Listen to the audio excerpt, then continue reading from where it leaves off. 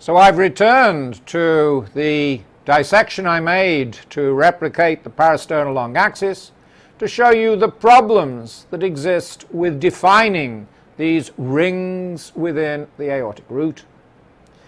Because we see that there is a discrete ring at the distal aspect of the root, namely the sinutubular junction. And that is the ridge between the valvar sinuses and the tubular aorta. Hidden within the root and crossed by the semilunar hinges of the leaflets that we were looking at just a moment ago is the anatomic ventriculo-arterial junction.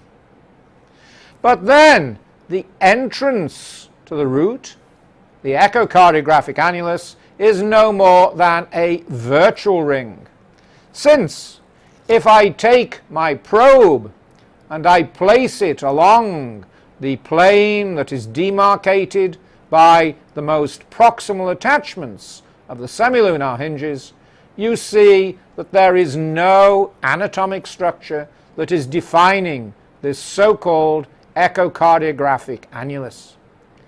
The echocardiographic annulus is no more than the virtual plane defined by joining together the most proximal attachments of the semilunar hinges. And we then have a further problem in defining this particular plane, because if I take that plane from the proximal attachment of one hinge to the proximal attachment of the adjacent hinge, I am cutting the outflow tract in tangential fashion.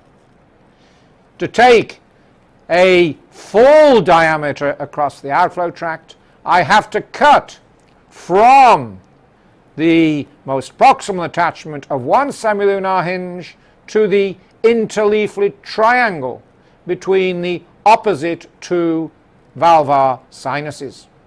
So in reality, what we should be describing when we consider the so-called echocardiographic annulus is the diameter of the entrance to the aortic root.